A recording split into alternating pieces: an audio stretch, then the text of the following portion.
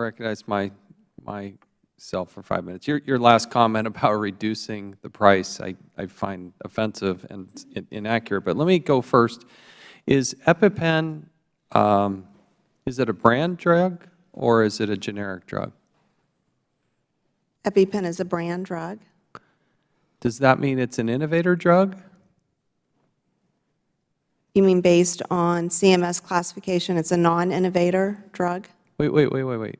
Non-innovator drugs are often are really generics, correct? The definition, the CMS has a statutory definition for innovator and non-innovator drugs. So you think it's a branded product, but it's a non-innovator drug for the purpose of CMS? Yes, that's how it's classified. And you're familiar that Mylan had to settle a $118 million settlement with the Department of Justice back in 2009, right?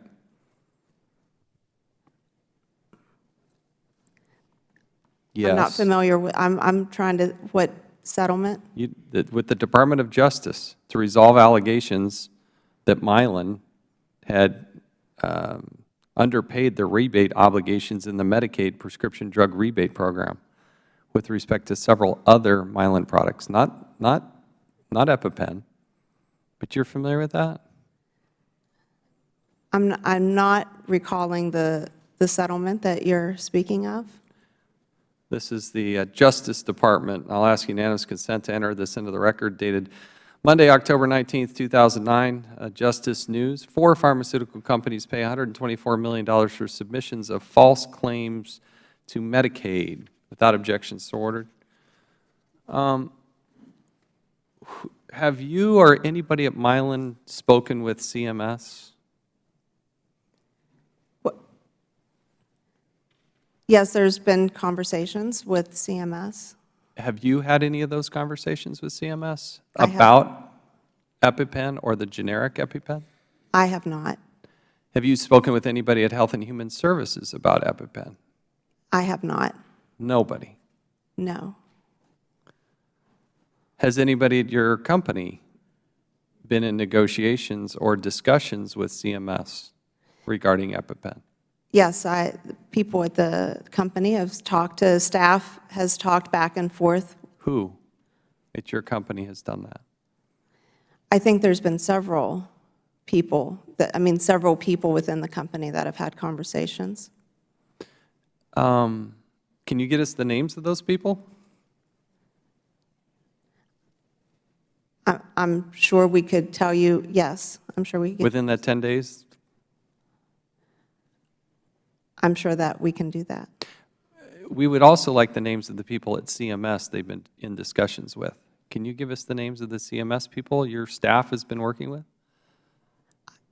I'm sure we can. Like I said, I've not had any of those. 10 days reasonable? Sure. Because the concern here is that, and the question really is, why is Mylan classifying EpiPen as a non-innovator drug? When we acquired the product, it had been designated as a non-innovator drug, and there's been several points throughout time that have confirmed that status. Do you believe that the generic that you're planning to introduce, when by the way, do you hope to introduce the generic? Certainly before the end of the year, over the next. So then in the next 90 days or something. Yes. Okay. And are you going to work to classify that as a non-innovator drug or an innovator drug? I'm not sure what that classification, we haven't submitted that document. We haven't submitted yet because we haven't launched the product. Okay, I need to spend a few minutes going through this chart that's right next to you. And I also need to help with you, and it's going to take a few minutes. I appreciate the indulgence of the committee to understand some of the definitions. Mr. Carter pointed out there's a revenue line here that seems to be missing, correct? Well, let me go first to the Mylan revenue, 274. Yes. Define that for me. Is that the average revenue per, what is that? 274, what number? Define that. The average revenue that Mylan receives per 2-pack of So in your letter to me and Mr. Cummings of September 15th, page 2, at the very top of the paragraph, I'll read here, you write, approximately 85% of consumers who are prescribed an EpiPen autoinjector pay less than $200 for a 2-unit pack, and a majority pay less than $50. Is that accurate? I actually thought it was lower than the 200. Okay. I actually thought the majority of patients pay less than 100, and then many pay less than 50. Well, But that they're both in the majority, right? 85% of consumers who are prescribed an EpiPen autoinjector pay less than $100 and for a 2-unit pack, and a majority pay less than $50. Yes. So how many of those that purchase the EpiPen, how many do it as a prescription? Do you have to have a prescription? Yes, to buy it? you have to have a prescription. So 100% of that universe. Yes. So if your average revenue to Mylan, your Mylan revenue, is $274, and the majority of people are paying less than $50, the minority is paying what to get it? Well, it could range from, it could be anything, because all the plans, whether if you're uninsured or if you're, it would range because every plan is different. So what's the highest number? Is 608 low? It could, because we don't set the price that when the patient walks up to the I'm pharmacy talking about counter, your revenue. Our revenue is the $274 per pen on average. But that, okay, so that's the average number, and you just told me that the majority pay less than $50. So I'm trying to figure out with the remainder, what are they paying? But the cost to the patient is different than what we're receiving. Yes. And I think that, and when, But you just told me, look, you told me that you sell 4 million 2-packs, right? 8 million individual, 4 million 2-packs. Correct. If you multiply 4 million 2-packs times the $274, you miraculously get to roughly $1.1 billion. correct. So how is it that the majority of, according to what you wrote us, pay less than $50? If the majority of 4 million people, just more than 2 million people are paying less than $50, how do you get to an average of $274?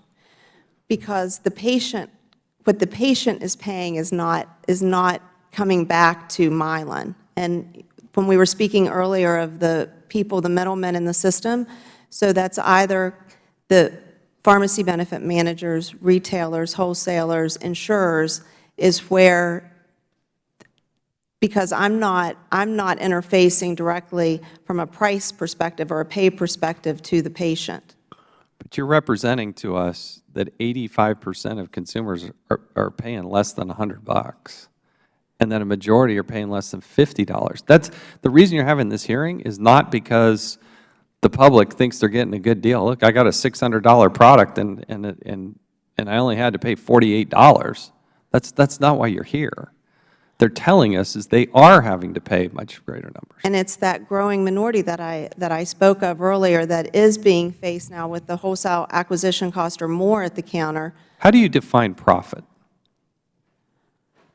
What is profit to you? So the $50 per pen profit is for the direct EpiPen related cost. There's no company allocation or anything like that off of that.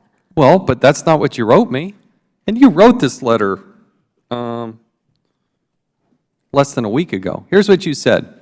Among other things, this profit is used to fund research and development and to maintain and improve our facilities across Mylan, in which we invest $1.2 billion this year alone, or more than $3 million every day. That's not the definition of profit. No, I think what we were saying in there is that's how we reinvest the profit that we make. But I thought you were asking me how the $50. When there are 5 executives over 5 years that take out $300 million, where on your P&L does that show up? Does it show up in your profit line? Does it show up in EBITDA? Where does it show up? Well, it's not coming out of, the $50 number I'm showing you per pen is taking no company allocation to that whatsoever. But that's what you just wrote to me. You said this profit is used for R&D. We're supposed to believe that your $50 profit is funding R&D and facilities and all that? Because that's exactly, I just read to you verbatim what you wrote to me. And we absolutely take our profits and reinvest in our business. I mean, to your point, this year alone, $750 million in R&D we're spending across bringing hundreds of products to the market. When you take the $300 million that the 5 executives got, where on your P&L does that show up? And I'm saying it's not, we didn't take any of that out of this $50. When we're showing you this I'm not talking about the profit. $50, the whole thing. Come on, you amortize your fixed expenses and your operating expenses over everything, correct? Correct, but that's what Where I'm does saying. that show up in that spreadsheet? Tell me where that number is. It's not on here. That's what it would be. $50 would be lower if we were taking those company allocations, like running the business, out of this. This is straight just EpiPen. I've gone way past. I'm going to come back to this because your numbers are so askew. It really is troublesome. Let me recognize the ranking member, Mr. Cummings.